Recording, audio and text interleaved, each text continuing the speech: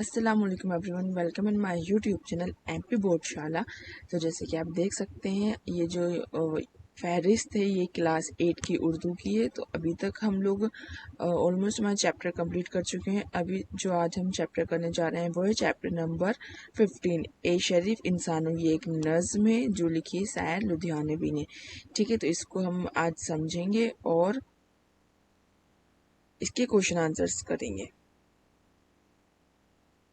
یہ رہی سبق نمبر 15۔ تو اس میں یہ ساحر لدھیانوی کی سوانح حیات دی ہے۔ پہلے تو عبدالحی نام اور ساحل تخلص تھا۔ 1921 میں لدھیانہ پنجاب میں پیدا ہوئے، BA پاس کیا، کئی ناموں کا ایڈیٹر رہے۔ اس کے بعد ممبئی آ گئے اور فلمی نغمے نگاری کی حیثیت سے یہیں پر رہنے لگے۔ ممبئی میں ہی ان کا انتقال ہوا۔ غزلیں اور نظمیں بھی انہوں نے لکھی۔ پرچھائیاں اور تاج محل ان کی مشہور نظمیں ہیں۔ اب اس کے بعد ہے نظم کی تشریح، ٹھیک ہے۔ سیاق و سباق درج ذیل نظم تشریح، یہ میں بہت اچھے سے اس سے پہلے والے چیپٹر میں بھی ایکسپلین کر چکی ہوں کہ ہمیں تشریح کیسی کرنی چاہیے، تشریح کیسے کی جاتی ہے۔ تو پہلے ہم لکھیں گے سیاق و سباق کہ یہ جو نظم ہے یہ کس چیپٹر سے لی گئی ہے، تو اور اس کے رائٹر یا شاعر کون ہے۔ تو درج ذیل نظم ساحر لدھیانوی کی لکھی ہوئی ہے۔ ان کا عنوان ہے اے شریف انسانوں، اور ہم اس کا حوالہ دے دیں گے کہ اس نظم میں کیا کہا گیا ہے۔ تو اس نظم میں شاعر نے جنگ سے ہونے والی تباہیاں اور بربادیوں سے تمام حکمرانوں کو آگاہ کیا ہے کہ جنگ کسی مسائل کا حل نہیں بلکہ خود ایک مسئلہ ہے۔ مسئلہ مطلب پریشانی۔ اب 4 لائن لکھی ہیں۔ اب ہم اس کی تشریح کیا لکھیں گے۔ شاعر کہتے ہیں کہ جنگ ہوتی ہے تو ہزاروں کی تعداد میں لوگ مارے جاتے ہیں، بے تحاشا خون بہایا جاتا ہے۔ خون چاہے ہمارا ہو یا ہمارے مخالف کا، آخر وہ ہے تو آدم کی ہی اولاد کا۔ جنگ دنیا کے کسی بھی کونے میں ہو، تباہی تو پوری دنیا میں ہی ہوتی ہے۔ پھر نیکسٹ ہے بم گھروں میں گریں گے سرحدوں پر، روح تعمیر زخم کھاتی ہے، کھیت اپنے جلیں گے اوروں کے زیست فاقوں سے تلملاتی ہے۔ اس کی تشریح کیا ہے۔ اس بند میں شاعر کہتے ہیں کہ جب جنگ ہوتی ہے تو چاروں طرف بمبوں کی بارش ہوتی ہے، جس سے سرحدوں کے علاوہ لوگوں کے مکان اور کھیت بھی تباہ برباد ہو جاتے ہیں۔ کھیتوں کے تباہ ہونے سے لوگ بھوک سے مرنے لگتے ہیں۔ کھیت اپنے خود کے ہوں یا دشمن کے، بھوک سے تو عام انسان ہی تڑپتا ہے۔ تو یہ 3rd ہے، ترٹ کی تشریح یہ رہی۔ دین 4th، یہ 5th۔ اس طرح سے ہماری تشریح مکمل ہو جائے گی۔ پھر اس کے بعد مشکل الفاظ ہیں یہ، اس میں معروضی سوالات میں خالی جگہ دی گئی ہے۔ خالی جگہ پر کر کے اشعار مکمل کرنے ہیں۔ تو بیچ بیچ میں آپ کو ایک ایک ورڈ ہٹا دیا گیا ہے تو ان کو مکمل کرنا ہے۔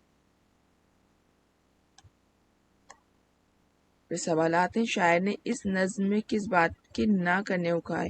اور ایک اور چیز مجھے کمنٹ آیا تھا کہ آنسر بہت بڑے بڑے تو یاد کرنے میں پرابلم ہو رہا ہے۔ تو دیکھیے اگر یہ تو میں پورا بتا دیتی ہوں اس میں جو آنسر لکھے ہیں، بٹ اگر آپ کو لگ رہا ہے کہ آنسر بہت بڑے ہیں تو آپ تھوڑا شارٹ کر کے لکھ سکتے ہو جتنا آپ کیپیبل ہو۔ کچھ بچوں کو ایسا ہوتا ہے اردو اچھی آتی تو وہ اچھے بڑے آنسر لکھیں گے تو زیادہ بہتر ہوگا، بٹ کچھ جن کو نہیں آتی ہے تو وہ جتنا ہو سکے 1 لائن لرن کر رہے ہیں، 2 لائن لرن کر رہے ہیں، اور میں کوشش کروں گی کہ میں بھی آنسرز چھوٹے کر کے ٹک کر دوں۔ تو اس میں تو بہت شارٹ آنسر کہ شاعر نے اس نظم میں کس بات کے نہ کرنے کو کہا ہے۔ تو شاعر نے اس نظم میں جنگ نہ کرنے کو کہا ہے۔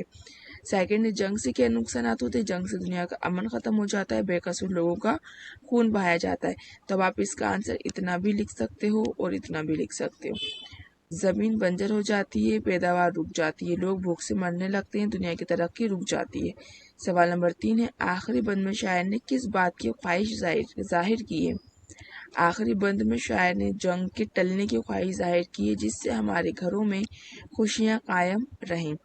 پھر سوال نمبر 4 ہے، اس نظم کے مرکزی خیال کو اپنے الفاظ میں لکھیے۔ اس نظم میں شاعر نے دنیا میں امن و امان قائم کرنے اور آپسی محبت کا پیغام دیا ہے۔ جنگ سے ہونے والی تباہیوں اور بربادیوں سے واقع ہونے والے نقصانات کا ذکر کرتے ہوئے کہا ہے کہ جہاں تک ممکن ہو جنگ کو ٹالتے رہنا چاہیے۔ تو یہ اگر آنسر آپ کو بڑا لگ رہا ہے تو اس کا آنسر آپ شارٹ کر سکتے ہو، آپ اتنا بھی لکھ سکتے ہو۔ پھر قواعد صنعت تضاد کسے کہتے ہیں۔ صنعت تضاد تو ہم نے کئی بار پڑھا۔ صنعت تضاد کیا ہوتا ہے، کلام میں 2 ایسے الفاظ لانا جو معنی کے اعتبار سے ایک دوسرے کے الٹے ہوں، صنعت تضاد کہلاتے ہیں۔ جیسے کہ فتح کا جشن ہو کہ ہار کا سوگ۔ اب یہ جشن सोग, ये एक दूसरे के अपोजिट है और ये एक ही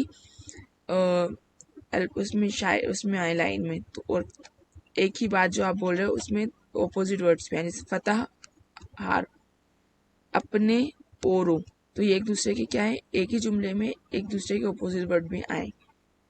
टैंक आगे बढ़े के पीछे हटे, ये अपोजिट हो गए। फिर इमला दुरुस्त करके लिख ली, ये गलत करके दिया है आपको, फिर सही करके लिखना है, तो गलत इमला और ये सही इमला।